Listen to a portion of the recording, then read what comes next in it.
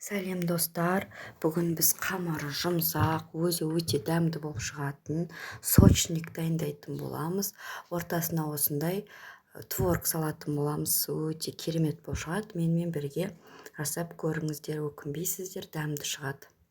Бізге керекті заттар: ең бірінші осындай бір жұмыртқамызды алып, одан кейін оған 3 ас қасық шекерімізді салып, жақсылап араластырамыз. Миксермен араластырсаңыздар да болады. Одан кейін мен сары май салдым. Сары майымызды да жақсылап араластырамыз.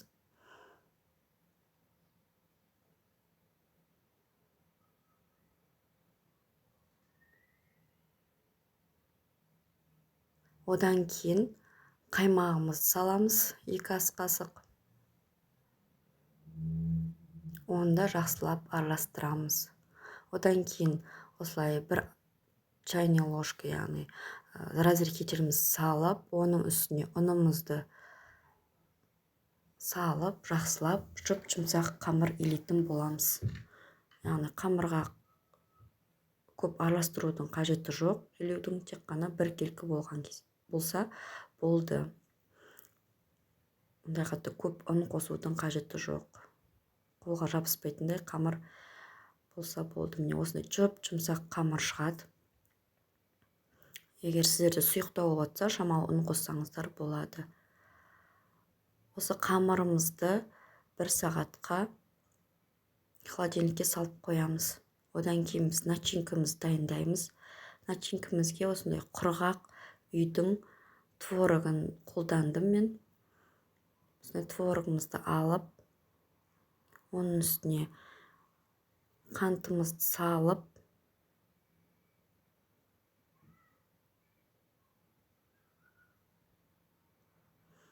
одан кейін қаймағымызды саламыз.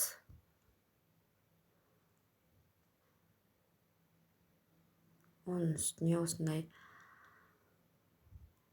жұмыртқамызды салып, жақсылап барлығын араластырып аламыз. Егер начинкаларыңыз сіздердің сұйық болып кетіп жатса, үстіне ұн қоссаңыздар болады. 1 ас қасықтай ұн қоссаңыздар болады. Егер де бұндай сұйық құрғақ болып тұрса, өте қоспаңыздар. Ұн қосқан кезде дәмі кішкене өзгереді. Осылай жақсылап шаншқымызбен араластырып аламыз барлығын.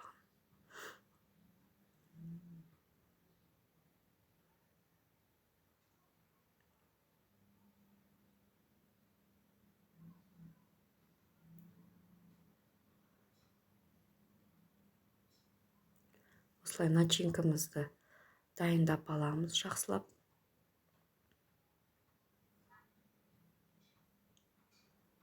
Одан кейін холодильниктен осылай қамырымызды алып, жақсылап дөңгелектеп жаятын боламыз. Өте қатты жіңішке қылып, өте қатты қалың болмайды. Орташа қалыңдықта жаятын боламыз. Егер жабысып жататын болса, кішкене ұн сеуіп жүрсеңіздер болады үстіне.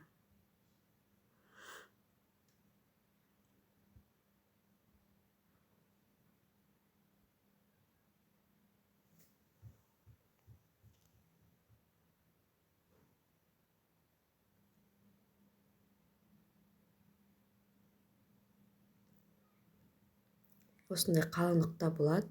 Одан кейін барлығын осылай дөңгелектеп жасап аламыз. Мен кішкентай қылып жасадым. Сіздер өздеріңіздің қалауларыңызша формасын өздеріңіз таңдайсыздар. Үлкен қылып істесеңіздер де болады.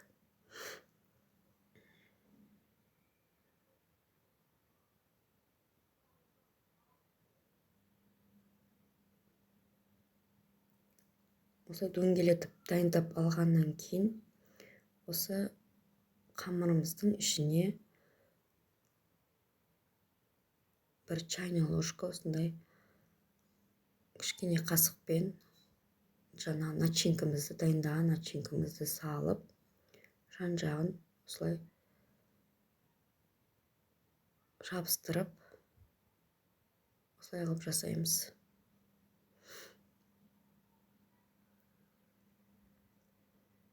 Барлығын осылай жасап алатын боламыз. Одан кейін үстіне жұмыртқамызбен осылай жағып шығамыз жұмыртқамызды. 180 градуста 30-35 минутта пісіріп алатын боламыз. Осылай керемет болып пісіп жатыр. Осындай дәмді керемет сочниктер шығады. Жасап көріңіздер, өкінбейсіздер. Лайк басып, комментарий жазып, тіркеліп кетіңіздер видео ұнаса.